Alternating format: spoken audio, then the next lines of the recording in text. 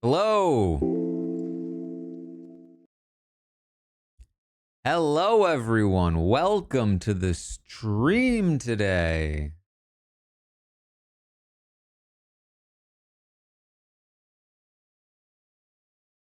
Very exciting news. If you missed it from the update this morning,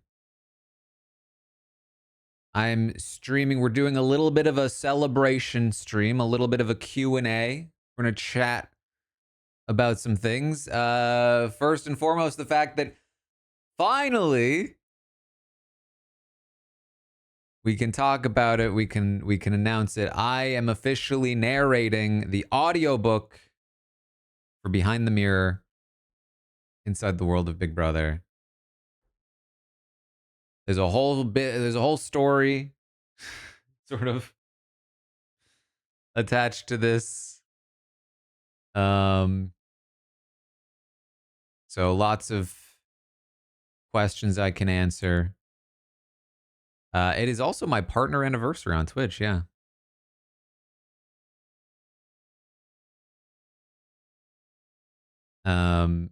So just figured I'd pop on a stream. Talk about the audiobook. Maybe do some final analysis on the week before the episode tonight. And then that's mostly it. You can pre-order the audiobook in the same place as the regular book. There are now 2 additional links. One is to Libro FM and the other one is to Audible. It should be available on all platforms eventually. It is sort of slowly popping up. It is also on Apple. I assume it will get to Spotify. I don't know if it's there yet.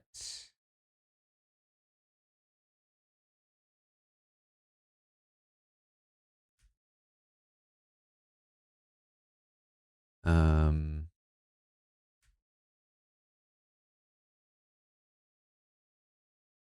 there's so many things on my screen. Libro.fm is great. Yeah, Libro is how I get my audiobooks. So I'm just thinking the 47th. So basically, Audible is Audible. Thank you for all the subscriptions, guys. There's so much on my screen. It's hard to see them all. But yes, it will be on Audible. So Libro FM is the other option I put on the website. But it should be available again on other audiobook platforms. But Libro is like an independent audiobook like outlet seller. Basically, you can like it works similar to Audible. It's just that if you want it to be, you can have like a subscription. You can also just buy outright, like most places. But they will like you can pick a local or independent bookstore and essentially buy it from them, like give them the like part of the revenue from the sale, as opposed to, again, like buying from like Amazon or Spotify or whatever. And the thing I like about Libro as well is that like they have their own app, yes, but you can also just get the raw files and use whatever app you want. But a lot of people are locked into the like Audible or Spotify sort of ecosystem, so that also makes sense if you listen to it there. Brittany, thank you for the 75th. But yeah, then there's also like Libby and places for library stuff. Kara, I think I saw your comment last night. You mentioned that it was on Audible. And I was like, what? And then I swear to you, like 30 seconds later, I got a text from my agent saying, hey, it's up on Audible. I had a big reaction on stream, uh, visually, but I didn't say anything because I was like, okay, I guess we're announcing it tomorrow morning because the website wasn't ready or anything.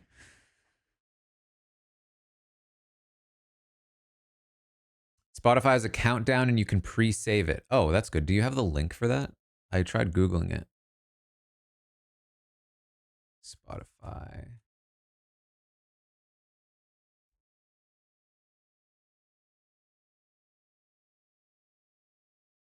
Behind the Mirror audiobook. Oh, yeah, there it is. Yeah, you can pre-save it. It says 75 days. That's wrong.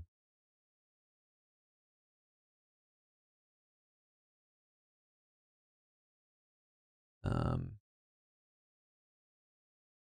it should say, isn't it? That's wrong, right? Yeah, is it? Maybe it's not wrong. Hold on. Is it wrong? 7, 14, 21, 28, 35, 42.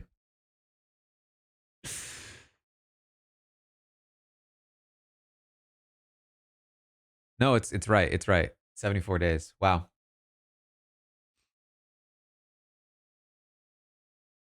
That's more days than I thought it was. 74 days feels long, but it is just over 2 months.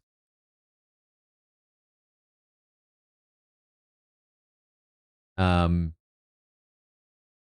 anyway, obviously very excited about this. I'm a big audiobook person. Um so being able to narrate, so it's, yeah, it says 12 hours. That is the estimate. Um it may or may not. I would say there's a chance it's longer. And be thinking of the 57th because I have not recorded it yet. Um,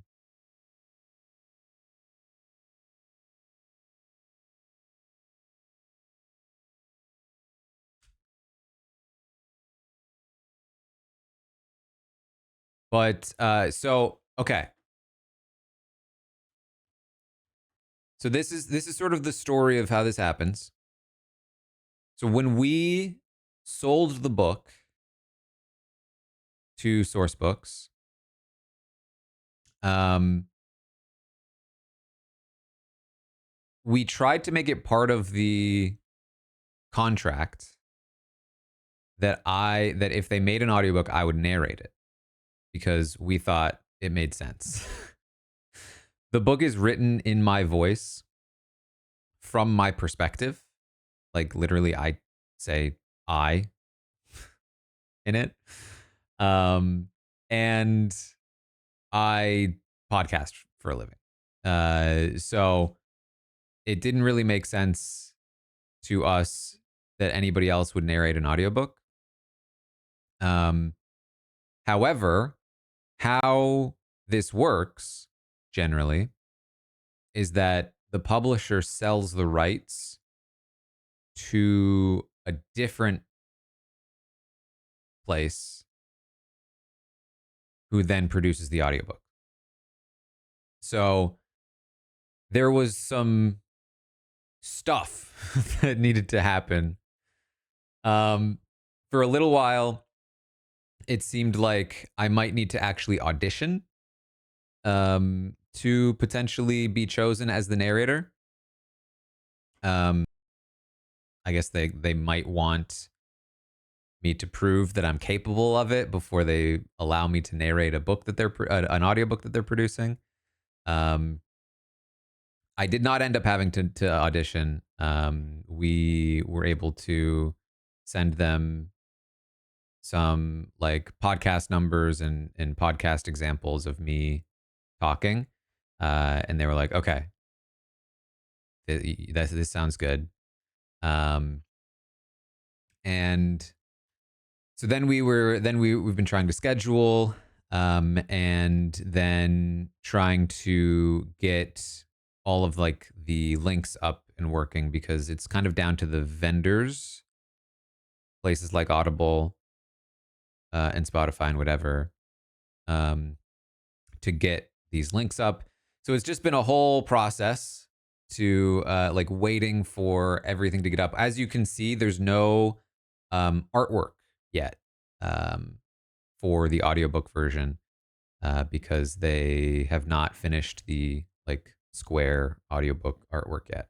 And I've been pushing, like, I don't care if we don't have the artwork yet. I don't care if we don't have a sample of the audiobook out yet. Like, I think we should just have a link up and ready to go, because I'd love to be able to talk about the audiobook while the season is still on. Um, so that has been part of the struggle, but it popped up on Audible last night. And so it's like, all right, now's the time, finally, after everything's been finalized. Um, so the plan is, it's like a whole professional operation here. I shortly after the season ends, I actually was trying to, when we were doing the scheduling, I wanted to record during the season, um, because I thought it would be so fun to do like an update from a hotel in LA and be like, "Hey guys, I'm here to record my audiobook, but here's the update." um, However, we were not able to schedule it during the season. It's coming after, which is probably better for my, mental health. Um, but basically, I will be going to LA for genuinely a full week, to record in a studio with like a producer. Um, and it's just going to be like all day for like 6 days, uh, recording the audiobook. Very excited. Um, so I do not have a lot of experience narrating. Obviously, I do a lot of podcasting. However, when I did the copy edit for my book, I've actually read my book out loud twice, all the way through. Because I was like, okay, in the event that I do end up getting to narrate this, why don't I just do a practice run while I'm like copy editing? So I recorded myself reading the book, um, and that's where we got like the rough estimate of the timing. But I was going fairly quickly, so I think it will be longer when I actually do it. But that was very like interesting. I then listened to it back afterward, like I listened to my own bootleg audiobook. And it was very interesting. I feel like I learned a lot from the start of when I was doing it to the end. Because when I started doing it, when I started this like recording, um, I was like very hesitant to, like, I didn't know what to do with quotes. I was like, should I do voices? Should I, um, like, how do I differentiate a quote from prose? Um, and like just sort of experimenting with that. Um, and then, just like experimenting with different levels of like enthusiasm and drama. And I felt like by the end, I was doing pretty well.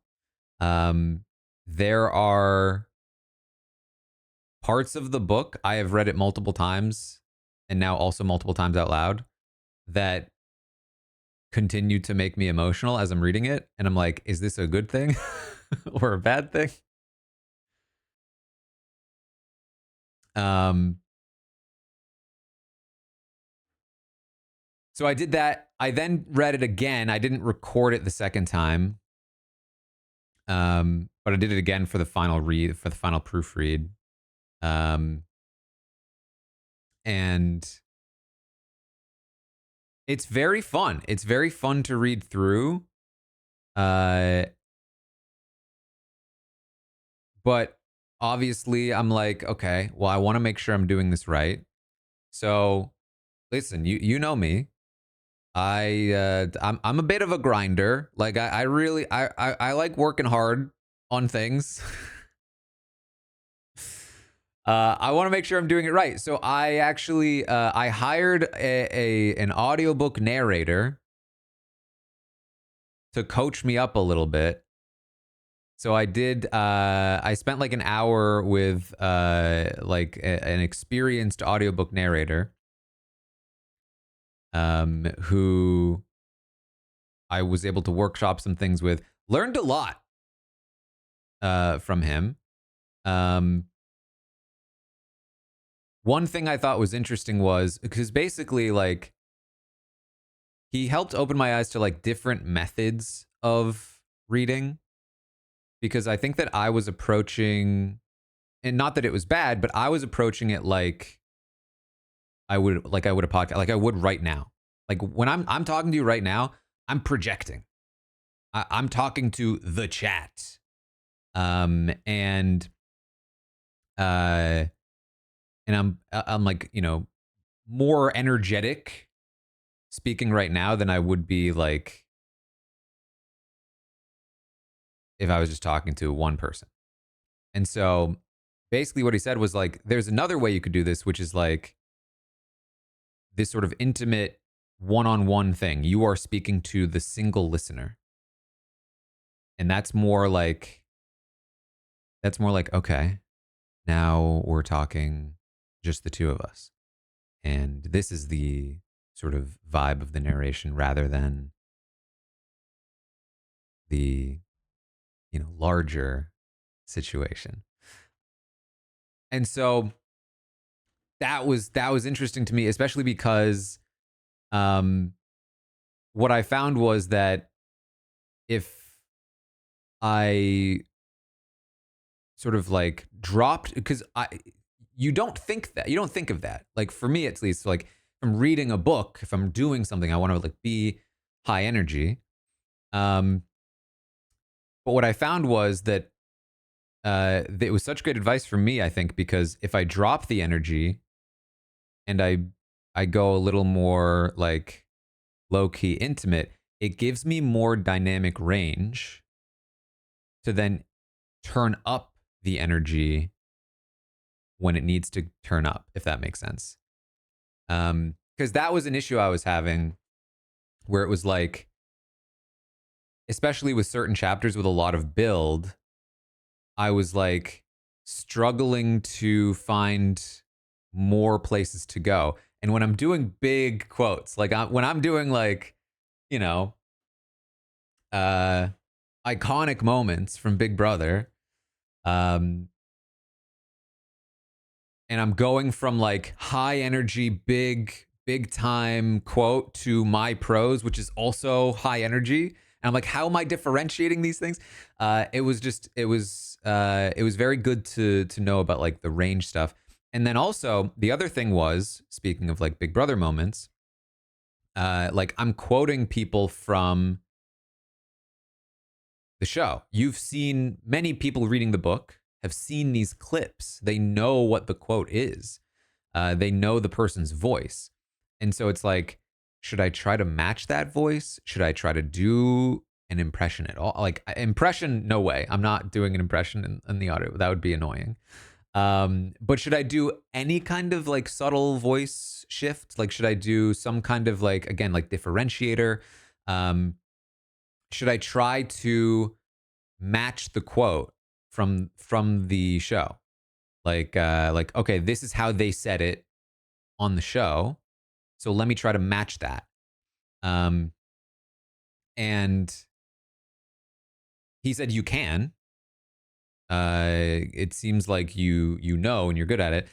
Can I give you an example? There's a big one, but I don't want to give it to you. There's maybe some other ones. So, like for instance, I'm doing some like Dr. Will quotes. Um, and I'm like trying to do them in the way that Dr. Will did them.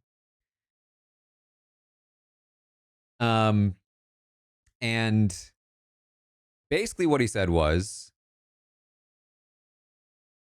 you don't need to do it the same because this is a different medium. This is a different thing. It's not about their words or what the moment was. It's about the text. And so uh, instead of trying to match the moment, what you could do is make it your own. Um, and so I tried that and I actually felt like it worked really well. And so that's another like big thing that I'm going to try to do, I think, which is not try to mimic, say, Dr. Will, but instead like divorce it from the context and read it just as the text. How would I do this? How would I speak these words? In terms of like what I think they mean for the story right now in this spot. And so that's another thing I'm keeping in mind. Um, but yes, very, very excited about it. Um, like saying it the way like so. I can try and give an example. It's hard to like read. He was like, "Do you feel comfortable just like doing it in front of me?" And I was like, "I think so." But like even as a podcaster who does this all the time, it still is a lot to just go into like performing mode. Um, okay, so for instance, here's a quote from Dr. Will. Um, this is the way that my instinct, my initial thought for how to read this would be. I can try it at least. Um, you have to ask yourself, can anyone take pleasure in watching groups of people get angry at each other and tear each other apart verbally, psychologically, and emotionally? I can. And I sit there and I do it every day. That's a quote from Dr. Will. That's me trying to embody Dr. Will. I've never tried this before, so this might not even be different, but like, then there's a sort of like, okay, now let me try to divorce it from me trying to be Dr. Will. Let me just take just the text. This one might be the same. I don't know because that's not entirely Dr. Will. Um, you have to ask yourself, can anyone take pleasure watching groups of people get angry at each other and tear each other apart verbally, psychologically, and emotionally? I can. And I sit there and I do it every day. Yeah, that's mostly the same. That's not a good example. I'm sorry.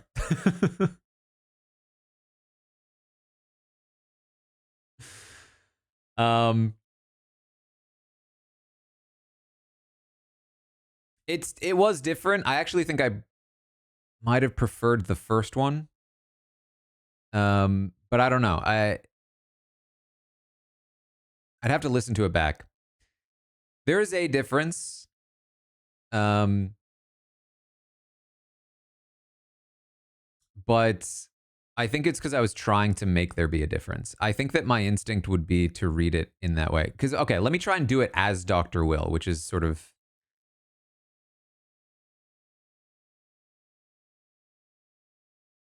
I'm trying to think of okay.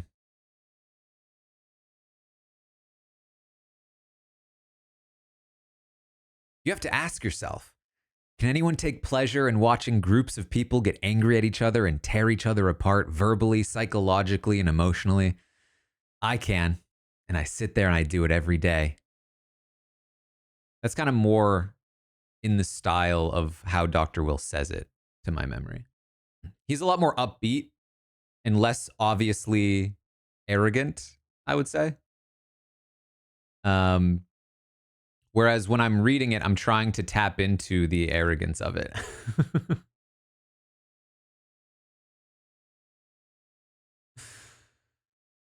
um, but yeah, like the point is that like basically what he said was there is no one right way to do it. Um, that just like what I learned was that these are all tools that I can take that like you can approach it in different ways. And for me, a good way to approach something is like think about the end, like think about the emotion of it or the vibe of it, and then you read it differently based on that.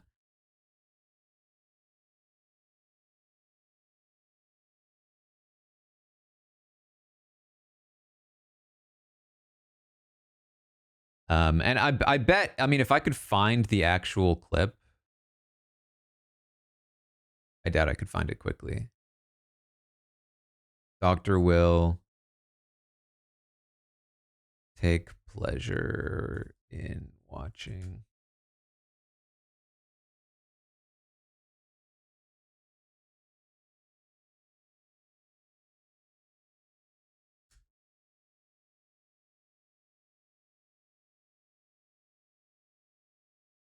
Oh man, I came close there.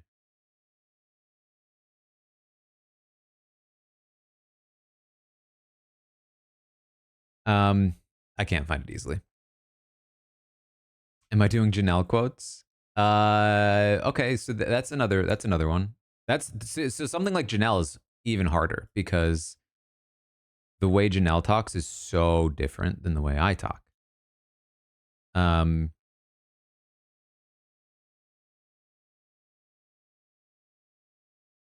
Quote from Janelle. My father taught me how to play chess when I was a little girl. I do something differently with each guy I play.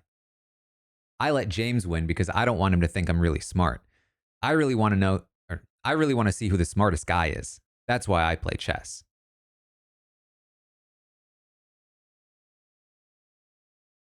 That's me trying to be Janelle.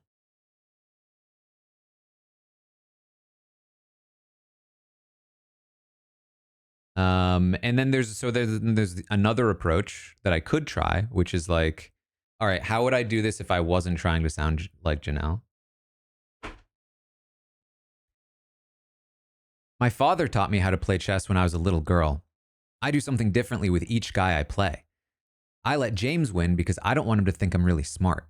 I really want to see who the smartest guy is. That's why I play chess. That's why I play chess. That's why I play chess. You know.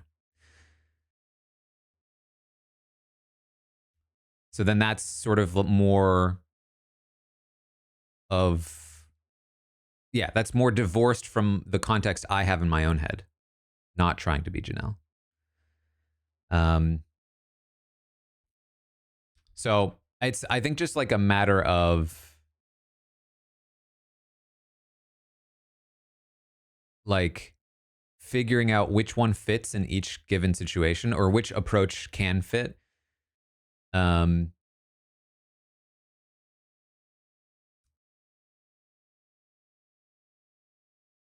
do I have any Johnny Mac in there? I don't think I do actually.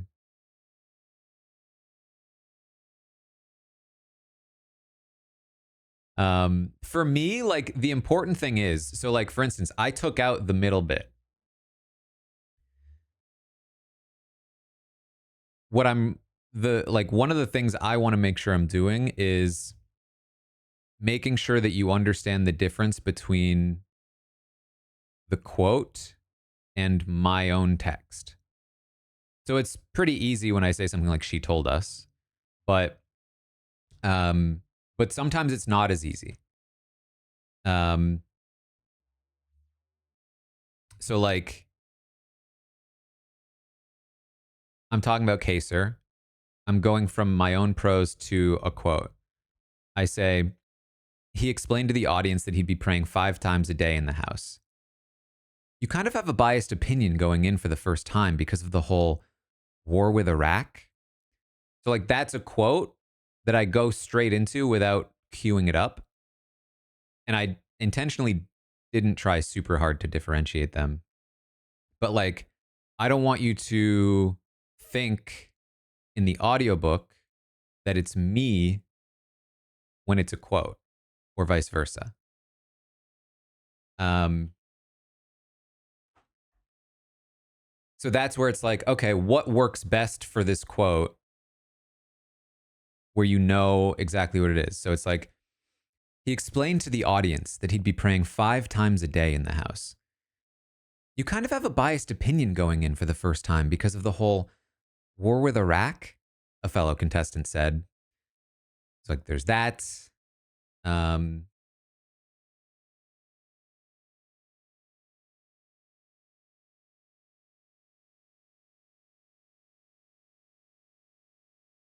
so just fun stuff. I'm super excited. I'm super excited to play around, to work with a producer as well who can um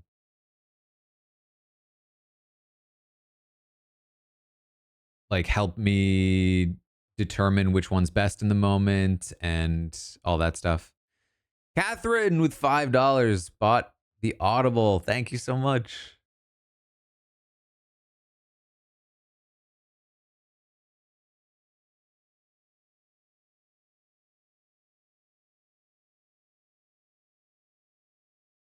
Um,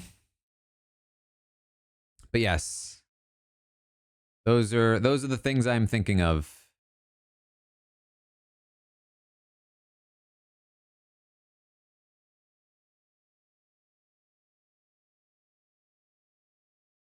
Second time I read, so yeah, um, so that's the, let me see if I can try it one more time.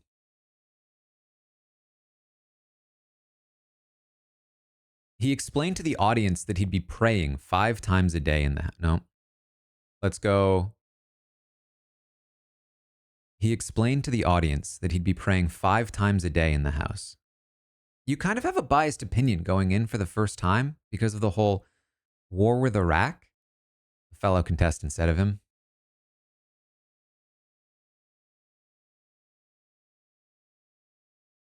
That was like more, I tried to be more intimate there. I didn't, one thing I that we noticed in the call was that like um I'm trying to the speaker tags. I'm trying to remember what he said. I recorded it, so I'm gonna like listen back. There was something about the speaker tags that I needed to think about, but I don't remember what it was.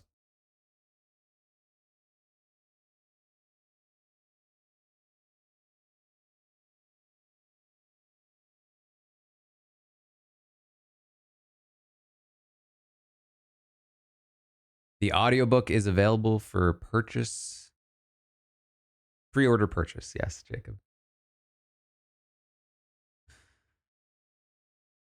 Um, but yeah, I'm excited. I'm really hoping that it ends up working out really well. Is there an audiobook I really like? Oh, I love a lot of audiobooks. Um, but like for me, the narrator is so crucial to any audiobook, and so I really want to make sure I nail it. I really am not a fan of like the old school narration, which is more like, he explained to the audience that he'd be praying 5 times. No, that's it. He explained to the audience that he'd be praying 5 times a day in the house. You kind of have a biased opinion going in for the first time because of the whole war with Iraq, a fellow contestant said of him. You know what I mean? Where it's just like so dry. That's like the way that people used to narrate audiobooks. I really like the conversational style.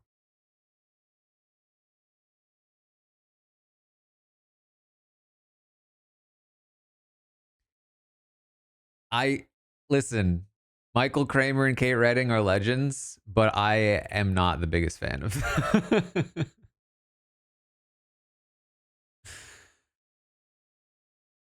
Of their style, I would say. Um,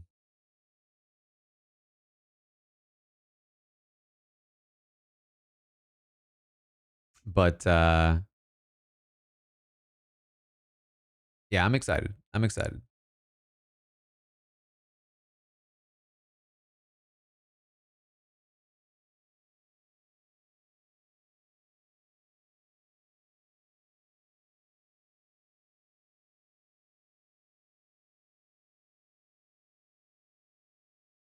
Yeah, there are a lot of very good narrators out there. Are we gonna have the book in libraries? So people have been requesting that libraries get it. I imagine that's just generally how libraries end up with books. Yeah, let me know if you have any questions. We can do a little Q&A. Any questions about the book or the audiobook or the season?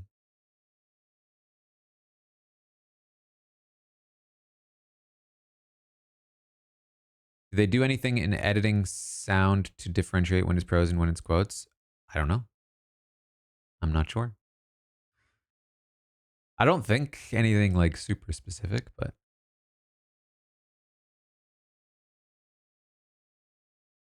can I read one of the chapters in Vinny's book? in Vinny's voice?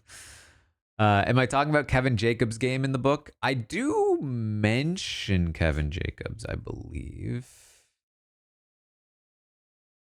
Yes, I do mention Kevin Jacobs, but it's only a mention. I'm not really talking about BB Can, um, except to basically dunk on them for removing feeds.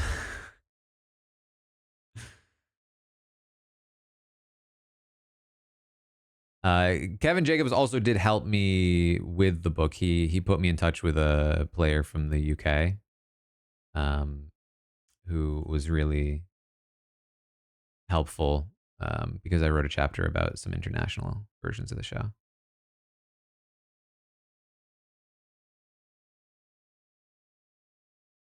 It's showing in Libya already. Cool. Am I getting paid more as the narrator? So, yes, but it's not a lot, especially because I'm the author. It was like that's another like pro to using me as the narrator is they don't have to pay me as much. Um, so I mean, jokes on them. I would have done it for free, but but it's not much. Um, any added sections in Audible? No, not at the moment. Just bought it from Libro got to support Aaron and my local independent bookstore. Very, very good. Will I be playing a difficult game about climbing part 2? I actually would like to. I just saw that it came out like yesterday. Any cameos in the audiobook? No, not at the moment. I obviously it would have been interesting to like get people to do their own voices, but that actually would have been a nightmare. There's way too many voices. There's like absolutely no way that I could ever do that. Um, Even getting one person to do a voice would be, I think, a whole process. Am I talking about Tyler? Um,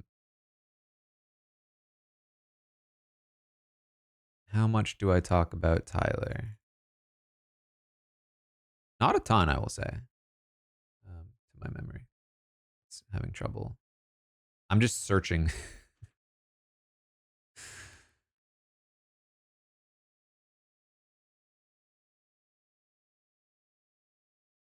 Come on. All right.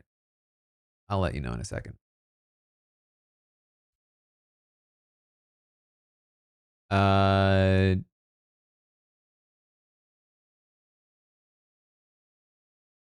I don't really talk much about. I mention Kevin Jacobs more than Tyler. Really, I mostly just mentioned Tyler as part of talking about how season 20 is part of like a trend with competitions.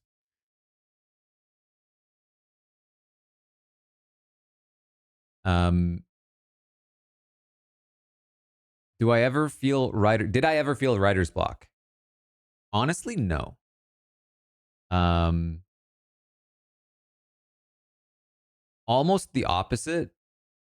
I felt like the biggest thing for me was I have too much to write about. How do I narrow this all down? It's a 400-page book, and I don't talk about a player like Tyler. Like, it was really just like, how do I cut through all of this history and tell a coherent story that builds on itself and explains the show well enough while still trying to hit as many of the high points as possible. Um, the only times I got like blocked in any significant way was like, oh, I don't like how I wrote that sentence. How can I say that better?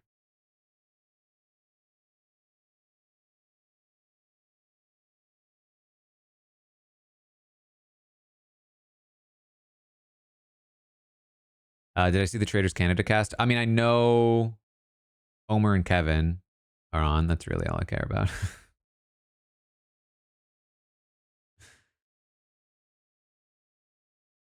Is there a part I'm particularly excited to narrate? I think that goes along with is there like a favorite chapter? I actually mentioned this. I'm happy to see Venus too. I'm friends with Kevin and Omer. I don't really know. I mean, I like Venus from afar. um, I did an interview with like a news show last week, and they asked me about my favorite chapter, um, and uh, it's definitely the stuff about Taylor's my favorite.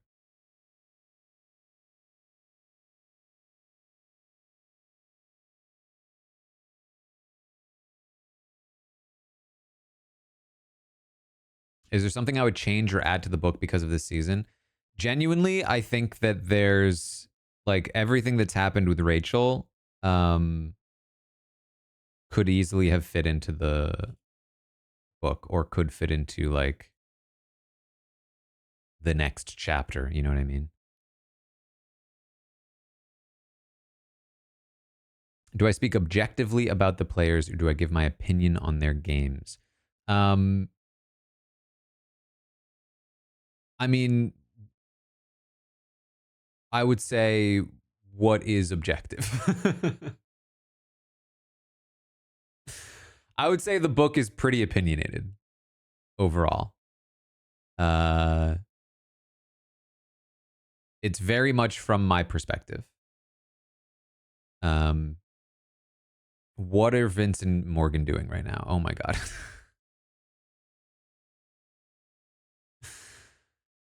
He just like buried his face into her thigh.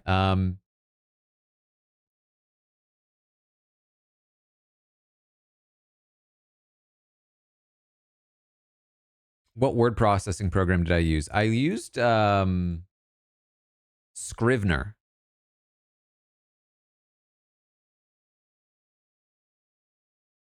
When is the deadline on getting a signed copy? You still have until you still. I don't have a definitive deadline yet, but I will at some point.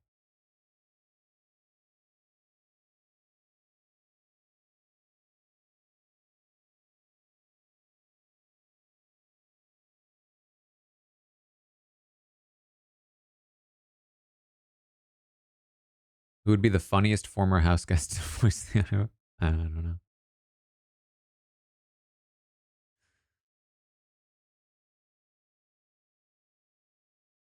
You're a writer. Having too much to write about is more common than writer's block. It's a big challenge. That makes sense to me. KC, thank you for the $5. Taylor, thank you. I have talked with Taylor about the audiobook and different strategies I want to use. Um,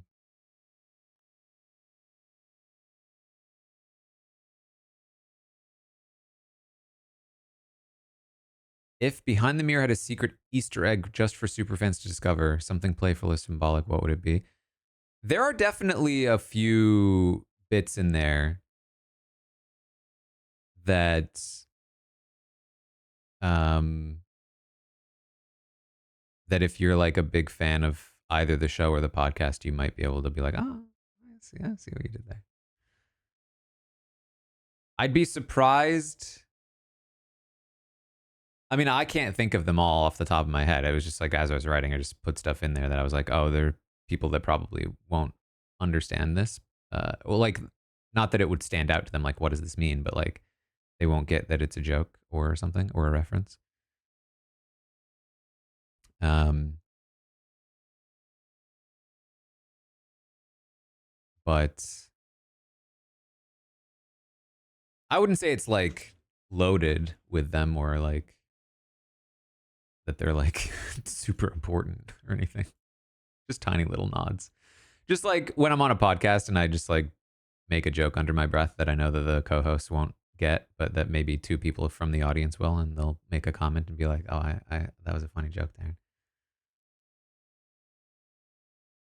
Do I mention the stock watch? I don't think I do actually.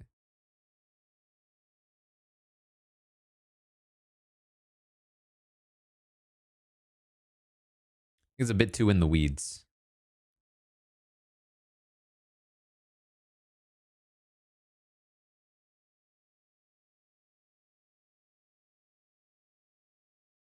Does the book explain what happened to Benny the squirrel? Benny the squirrel is not in the book.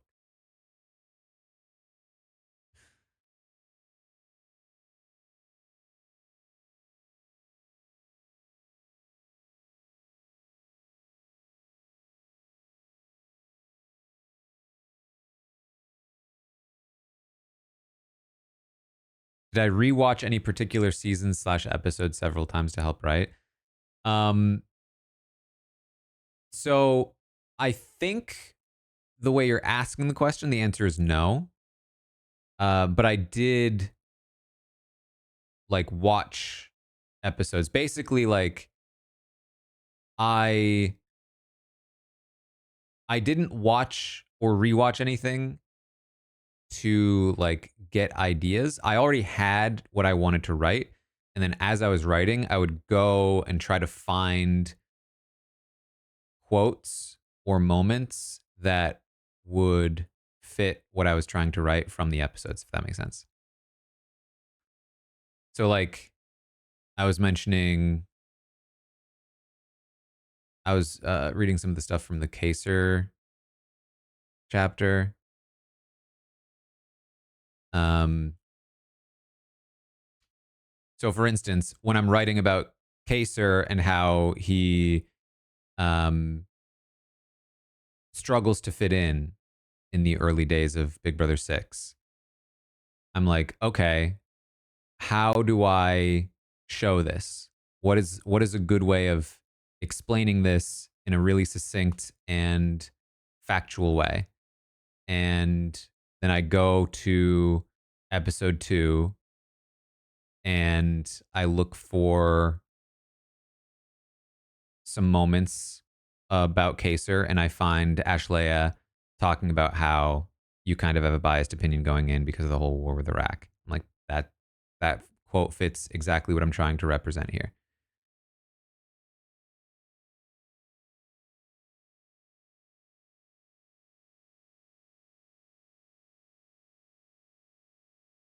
So that's kind of the process generally.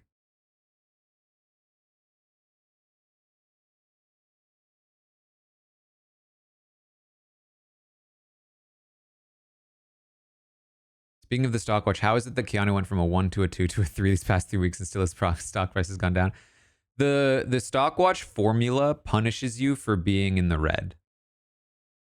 You get a boost from moving up, but if you're only moving up 1 and it's that low, it'll still be negative. Because basically, we don't want players who are really bad to be making money off of tiny little movements up and down.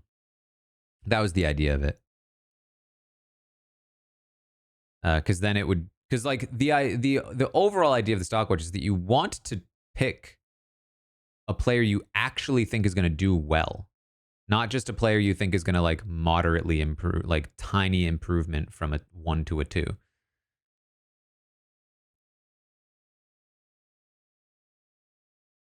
Do I focus mainly on old school Big Brother, or do I reference the different eras equally?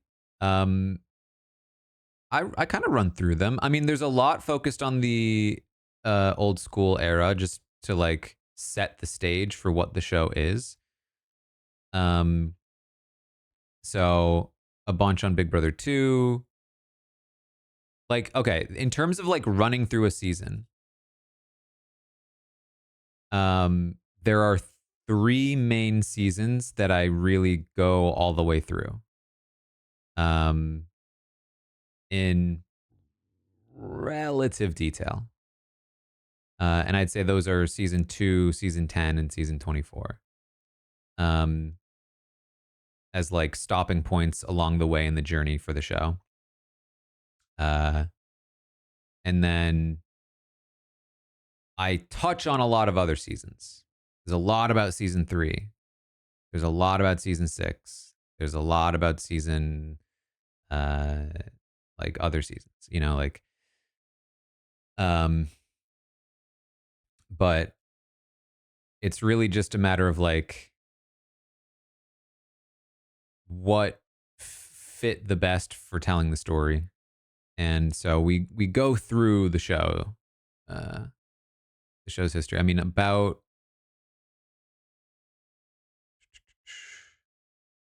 the evolution here. 8. I'd say it's fairly equal. It's fairly even throughout new school, old school in general.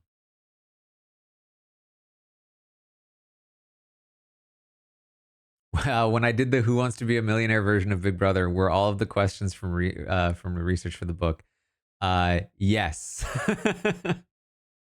So when I did, for those that remember, we did a Who Wants to Be a Big Brother Millionaire, and um, and my criteria for the questions that I put in that quiz podcast we did was that I had to know the answers to them offhand without looking them up.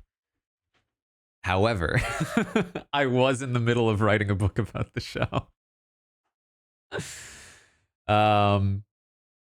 It was a self-imposed criteria for the record.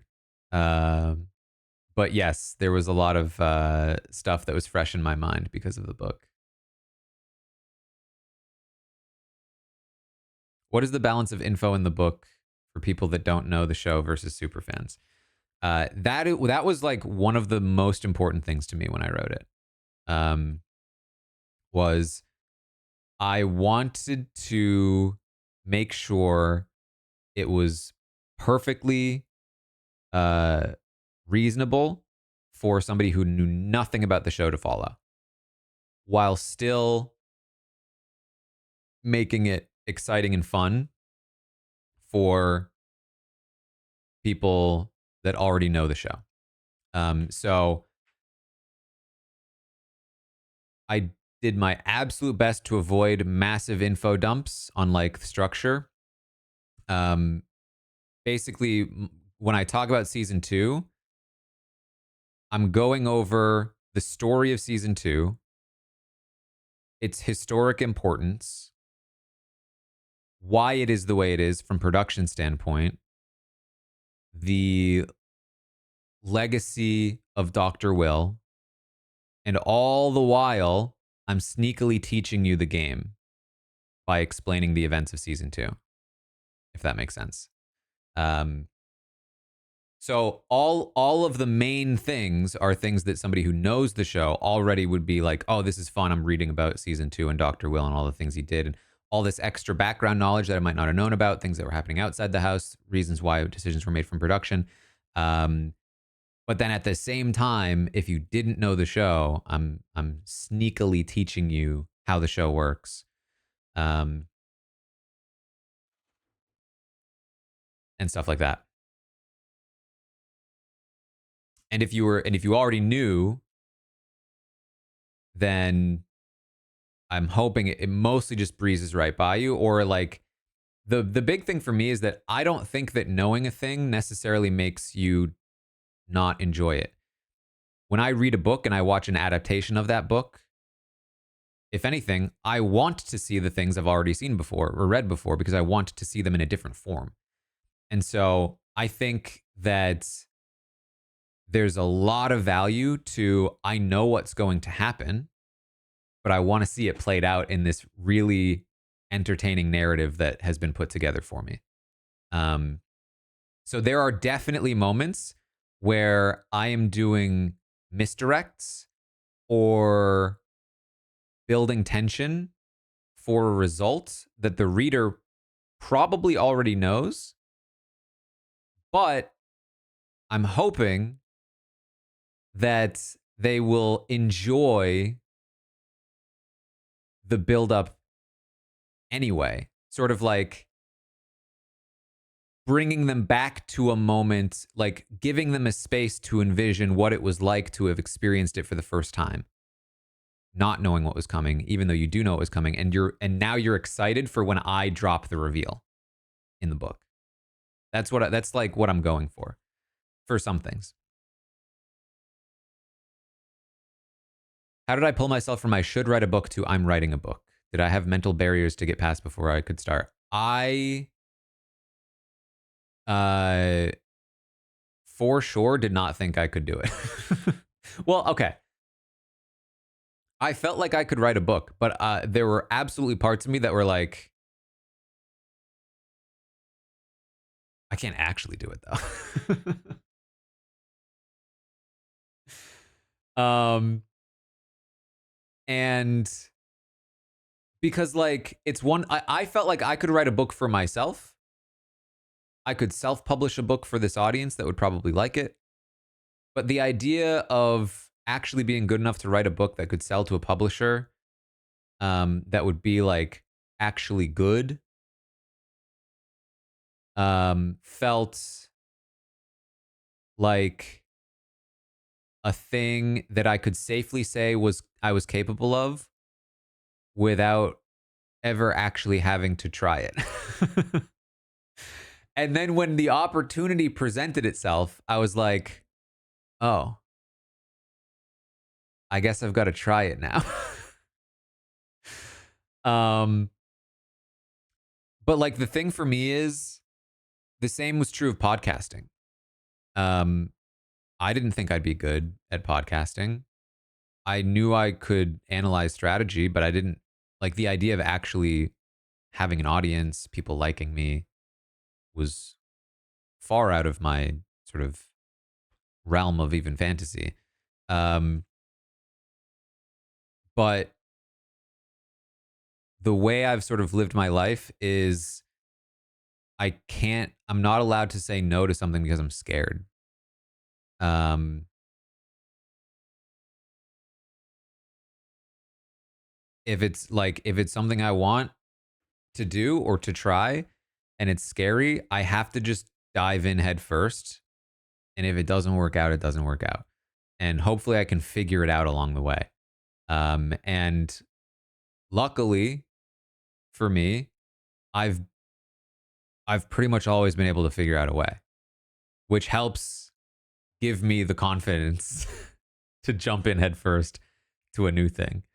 And so, yeah, that's sort of the mentality. It really was just like, okay, somebody's asking me if I want to write a book. I can't say no. I'm going to say yes. And now people are expecting me to write a book. So I have to just try. And so then I tried. And then they liked it. I was like, okay, wow, I guess I'm a writer now. Casey, thank you with $10. Pre-ordered audio and signed copy. Been a silent follower for years. Appreciate your knowledge, Big Brother. Look forward to learning more. What's my favorite season/house guest covered in the book? I have mentioned before, but the Taylor stuff is my favorite. I'm also certainly partial to the Dan stuff. But the Taylor stuff is definitely my favorite. What was my writing schedule like? Did I do 8 to 5 or whenever I had time? It just consumed me. There was no schedule. It was every waking moment I was thinking about the book.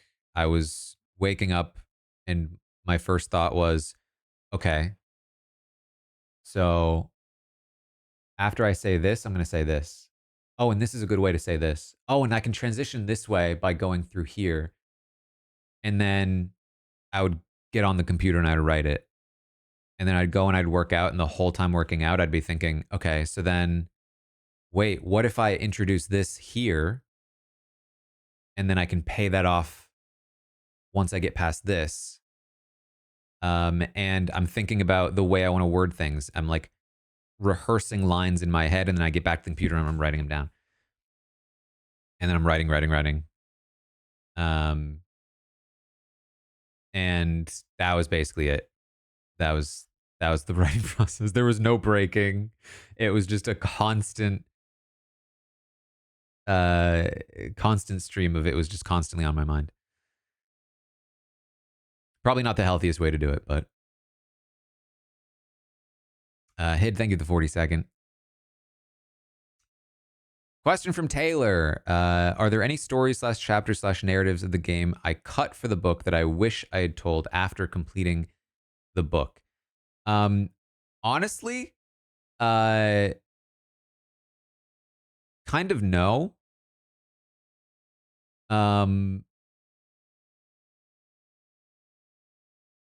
The thing about that is that there are people, friends of mine, that after I finished the book and I was like, hey, I want to send you a copy of the book, whatever, that I realized after I finished the book, I was like, oh, now I feel bad. You're not really in the book. And I'm just like realizing like, oh no, like when I wrote the book, I would completely looked at it from the lens of telling a story and had zero amount of like, I want to make sure I include this person or this person. It was just like ruthless. What do I need to tell the story I want to tell? And afterward, I felt bad because I realized that there were people and stories that I did not talk about, that I did not tell. And some of them I really like, and I don't want them to feel slighted or that they're not important parts of Big Brother, because they are. They just weren't a necessary component of the specific narrative that I was trying to tell. So that's my biggest regret, but like, or not regret, but like, that's my biggest thing when it comes to things I had to cut. But like, the thing about that is that those aren't things I cut. They were never part of it.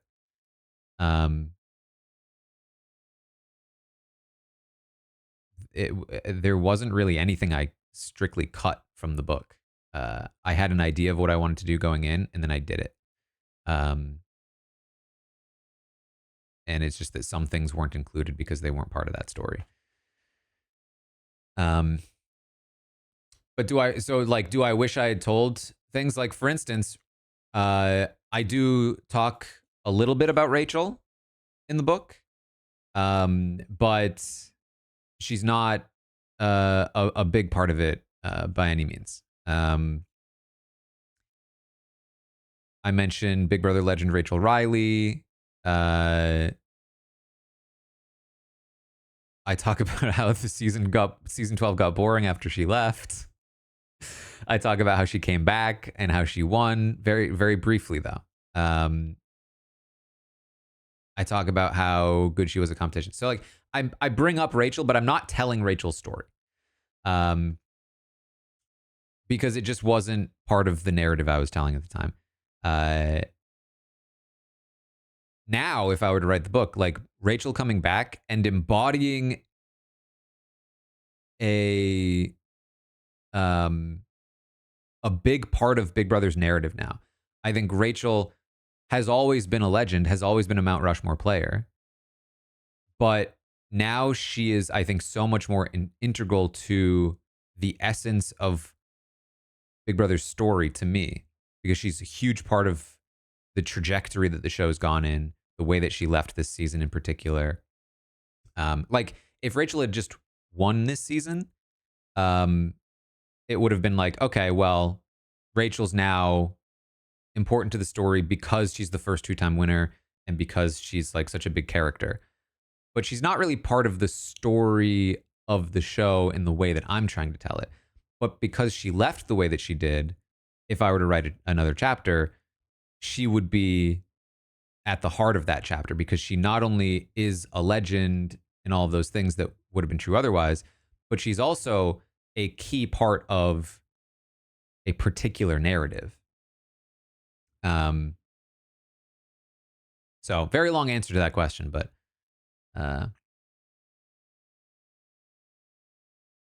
that's sort of the thought process there. What's the formula mathematically? I couldn't tell you if I tried. I spent a few weeks making it years ago, and it's extremely complicated.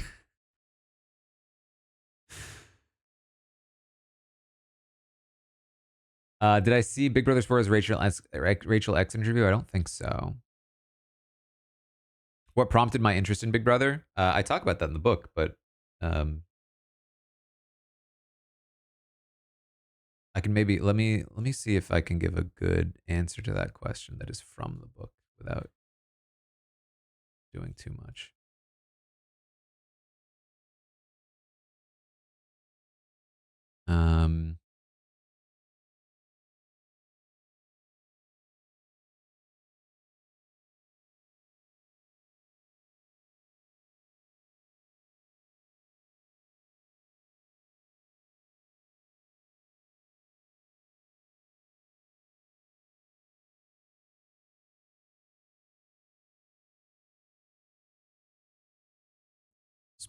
Small bit from the book. This is from the introduction.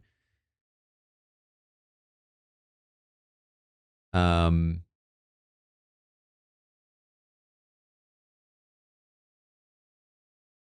don't want to give too much away here, actually.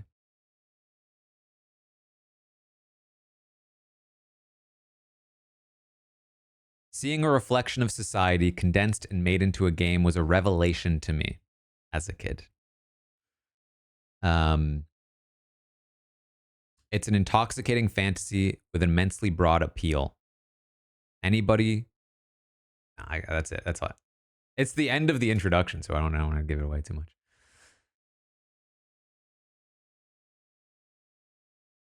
But those are 2 sentences that kind of answer the question. When writing about Beyond the Mirror, did I discover anything about myself that surprised me as much as the twists in the book? Kind of, actually. Part of that's in the Caser chapter. That like I made some connections that I don't think I would have thought about to my own life, my own story, to Big Brother. Did I use the audience at all, asking polls or questions that guided the direction of the show? No, not really, no. Are there seasons I didn't find myself referencing that didn't fit the narrative? Not that they're bad seasons, they just didn't fit the flow. I believe I referenced at least almost every season. Like, one thing that was important to me was that I wanted to make sure that even though I was jumping around the timeline a little bit, I wanted to be telling a relatively chronological story. And I wanted to make sure that the reader always felt like that like holes were, like the gaps were filled in. So even if I jumped ahead, I made sure to go back and let you know, here's what happened. This is what happened on this season. Um, I'm trying to think because I definitely reference pretty much every season and winner. I think it.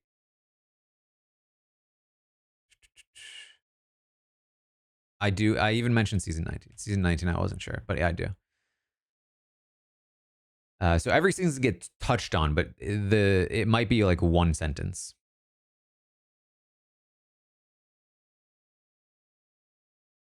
Did I read Q the Sun? Not until after I finished the book.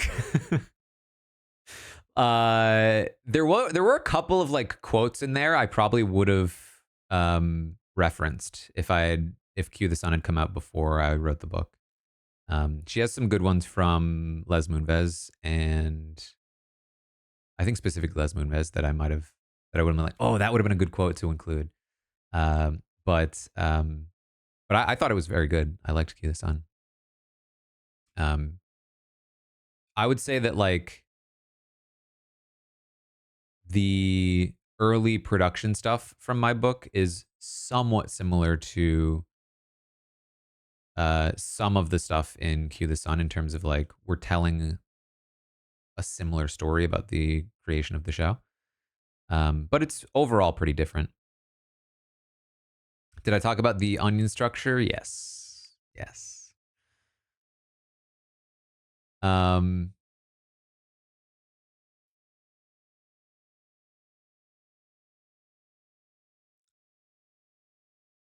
have I thought of making the book into a more interactive game? I have thought of it. We talked about that a little bit when the season started. There's something I would love to explore there, especially on Patreon.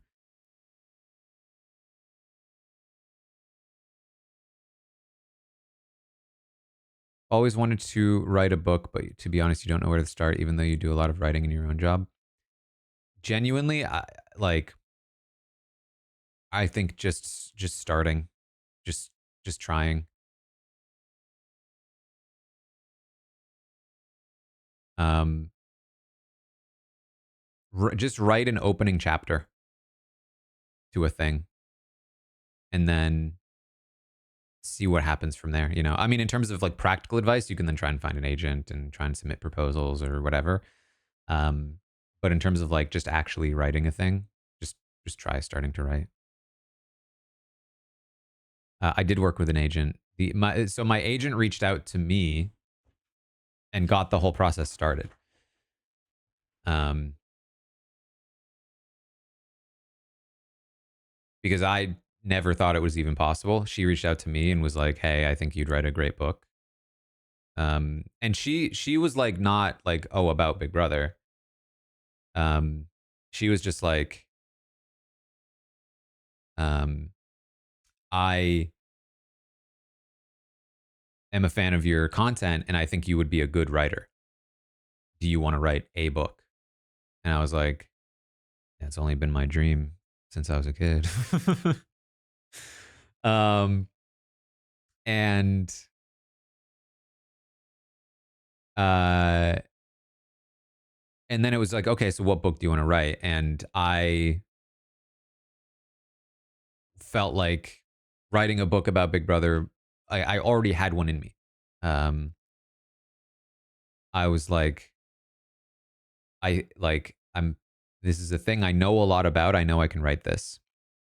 Um, and I know I already have an audience that's interested in hearing about it. So it felt like the perfect storm of like, if I want to try my hand at writing, this feels like the perfect way to give it a shot. And now that it's gone pretty well so far, hopefully I can try other things, but we'll see.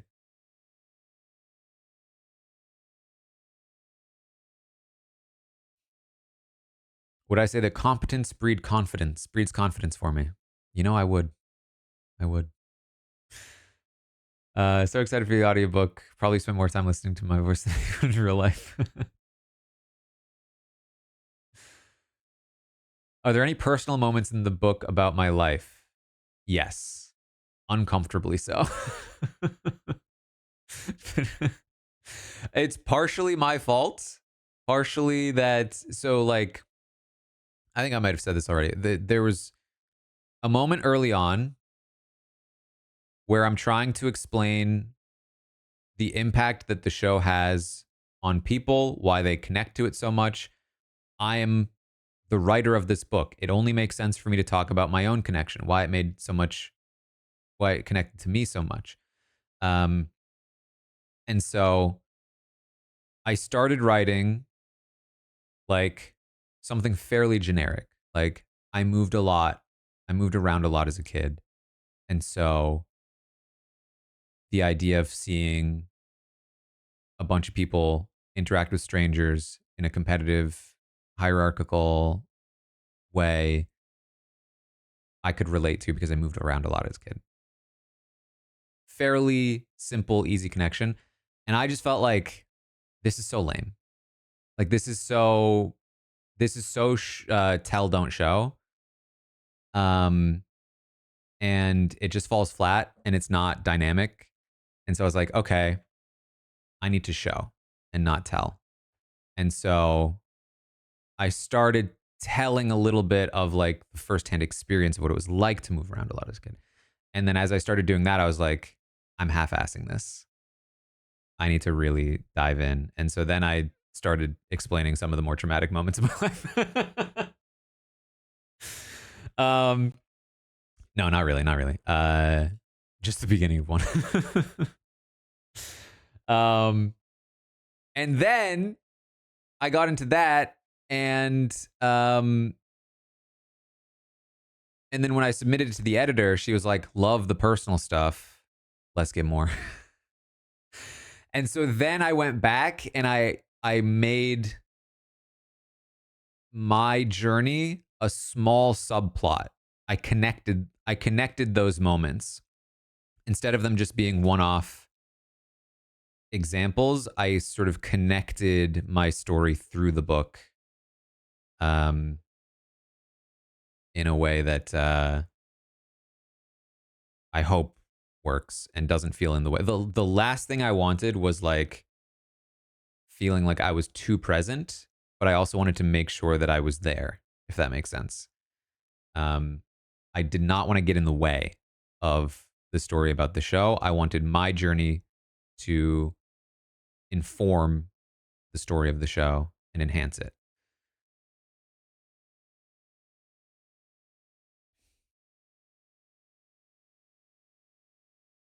Is there any time where I went climbing to work things out in my mind about a chapter? No, honestly, climbing is probably the biggest break I would take from anything. I still.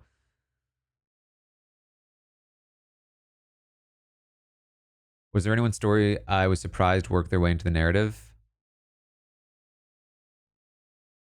Surprised. No, I mean, like I said, I like as soon as I knew I wanted to write about the show, I sort of thought through what the structure would look like, and it was pretty quickly that I determined this is what's in the book and this is what's not in the book. So there wasn't a lot of surprising things. You know what? No, that's not true. There were some things that were added. Um,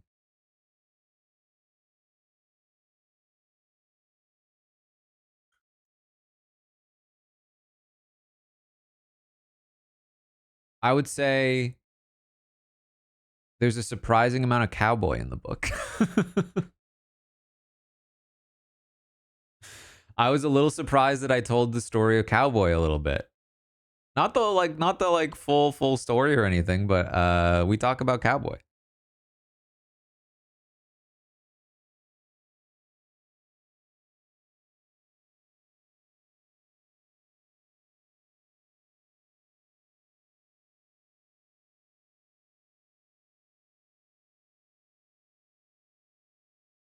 You really like how I wove my experience with the show into the narrative.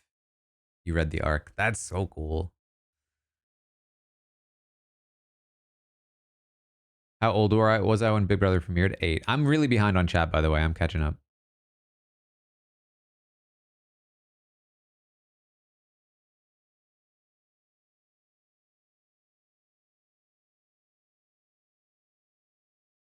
Do I get to take a break between the book things in winter, Big Brother to relax? Not really. Like I said, the audiobook recording is going to be quick, and then we're going to San Francisco, and then the book is going to be published.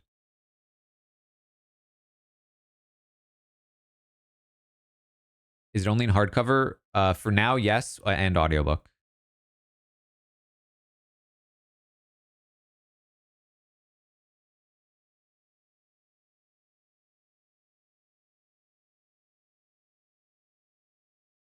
Will there be a second book? If so, what would be the topic? Um, I mean, absolutely. If the show continues and there's enough content for another book about the show, I would be super down to write like a sequel or something, or any sort of thing. But I'm also like super interested in just like writing anything, whether or not it's Big Brother related. Um, I can only imagine pessimistically that it would sell a lot less if I didn't write about Big Brother, but I just love telling stories, and I'm really interested in creating my own.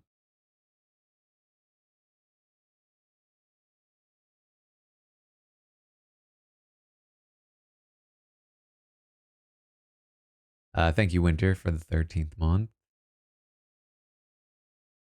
Would I try fiction or another nonfiction? I would love to do fiction. I would love to write a fantasy novel because that's like all I read. um, but I think it could be fun to do. Like I've mentioned this before, like like a death game kind of thing. Like keep it social strategy, um, or just like anything. I don't know. I have a few like different vague ideas of things I want to do, but um, I haven't uh, like gone full in yet into trying to explore them until we wrap up this stuff. Favorite fantasy series? Realm of the Elderlings.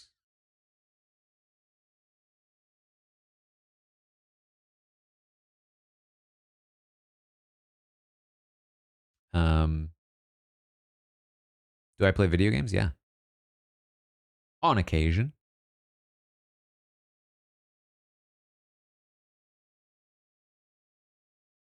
You've read a few fictionalized strategy game books, and they're never great. You can tell they really don't get the game part. That's my problem with them. That's why I'm interested. Like nothing inspires me more than to read or consume something that I want to really like, but don't because I don't like the way they did it. And I think if I did this, I would do something different that I think would work. And I think a lot of death game, strategy game, social strategy game stories are things that I really want to like, but just miss the mark.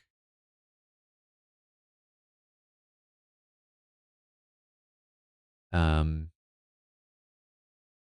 so I'd be curious to try my hand at it.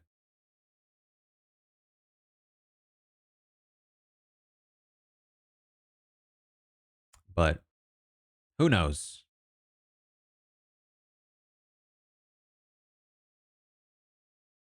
Got to make sure I have a successful first book launch before I go too deep into another. Would I consider doing streams throughout my writing process if I do choose to write a fictional book? Eager to hear what I'd be working on next. I think so. I think that like the the Patreon in particular would be a place to explore more writing content. Um,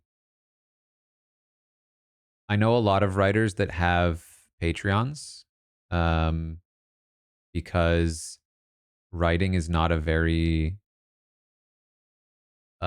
stable career. um, and so I had initially like before the reaction series kind of spawned the Patreon, I'd thought about just making a Patreon for writing. But I'm really enjoying the stuff we're doing right now with it, and I'm really happy that it kind of like went in that direction. But I think that we can absolutely also put some writing stuff in there.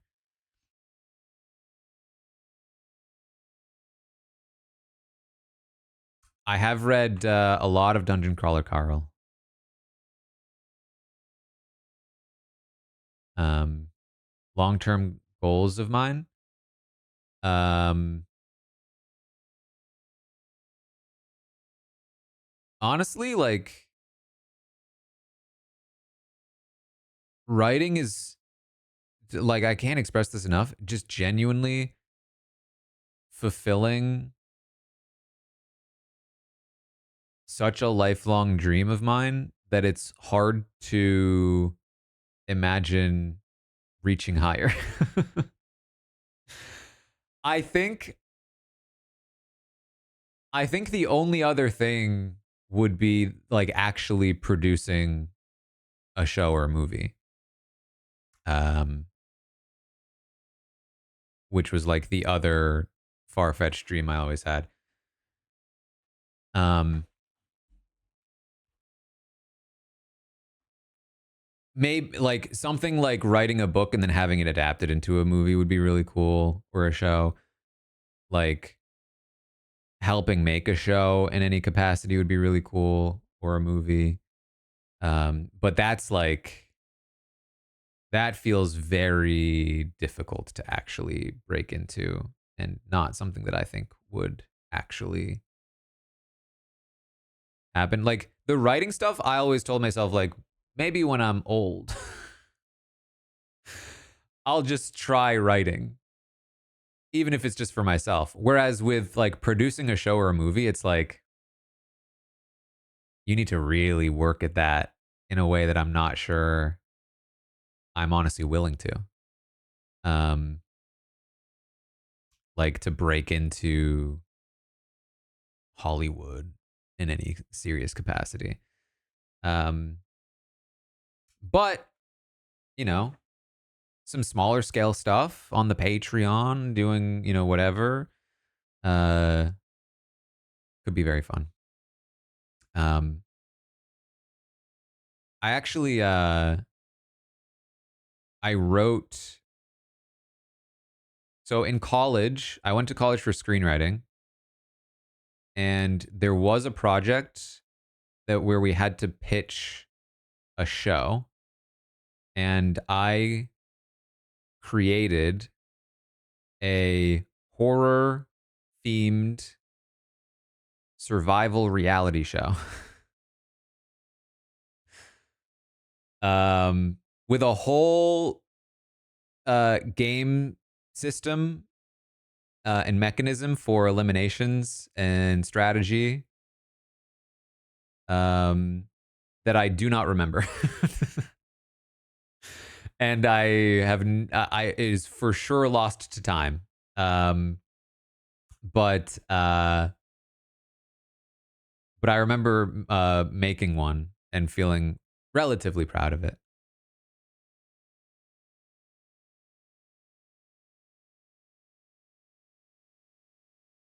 I thought the podcast last night was very fun. Yeah,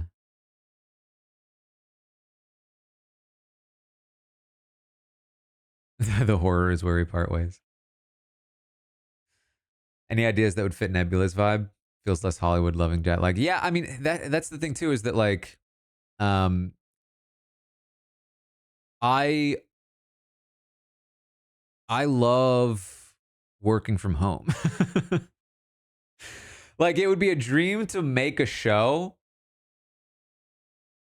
but I don't think I'd want it to be my career to like live in LA, work on set all the time. You know what I mean? Um Even in general, I don't know if I'd want to like work on set all the time. Um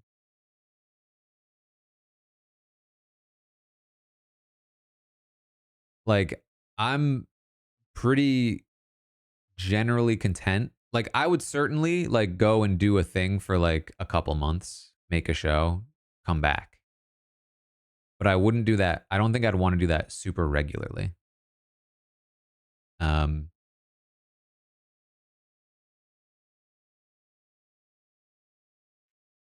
but who knows? Maybe in the future I'll feel differently.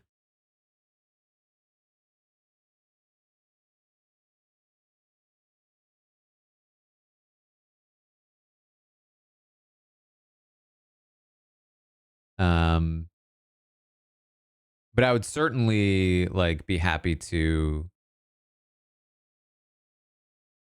help create things from home.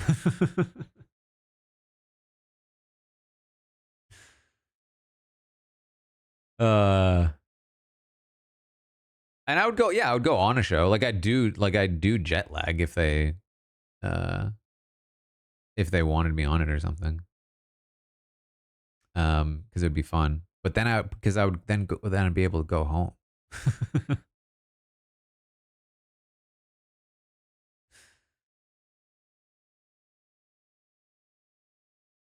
Like even just like this audiobook recording, I'm gonna be in LA for a week, recording all day, every day.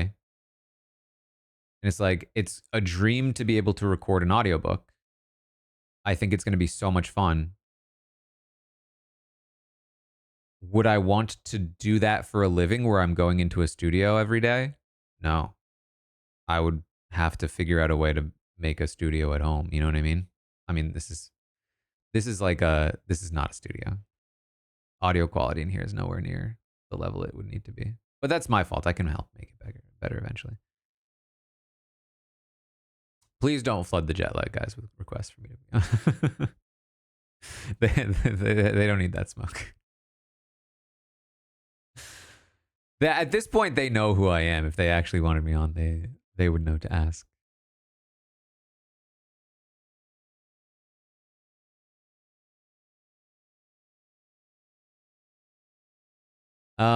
Anyway, I think that's about a nice little celebratory stream. Um, I'm just very excited to finally be able to share about the audiobook. I've been wanting to talk about it for so long. I've been wanting to announce it, to make it available, and now it is finally there. I'm so excited to record it. And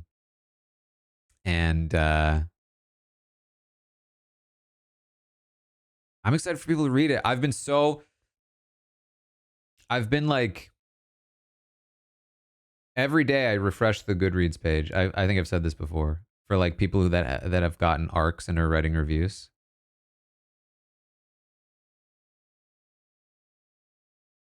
We're up to 21 reviews, 34 ratings. And some of them are like so good.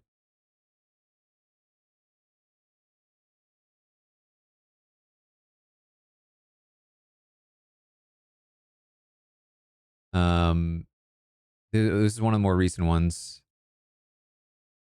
from Allie. Wrote, "Behind the Mirror is more than a book. It's a lifeline for anyone who has ever loved Big Brother. TaranArmstrong pours his heart and soul into every page, capturing not just the strategy and gameplay, but the humanity behind it. Reading this, I felt seen as a fan, reminded of every moment I've laughed, cried, cheered, and gasped along with the house guests. Taran doesn't just recount history, he holds up a mirror to the community, showing us why we care so deeply about this game. He reveals layers of loyalty, betrayal, courage, and vulnerability that make Big Brother unforgettable. Every story, every memory, every analysis is infused with a passion that hits you right in the heart. This book is a gift to the fandom in a time when we need it most. It reconnects us to the excitement, the heartbreak, and the triumphs that have made us love the show for decades. It reminds us that Big Brother isn't just a game, it's a reflection of human nature and the choices we make under pressure, of the bonds of the pressure choices we make under pressure, of the bonds we form, and the risks we take. Taran's words give context to the strategies, depth to the drama, and meaning to the moments we've lived with week after week. For anyone who has ever stayed up late cheering for their favorites, debating every move, or feeling the sting of a blindsided eviction, this book is a reminder that we are part of something bigger. This is a community, a story, and a legacy that continues to shape us. How sweet. That made me emotional.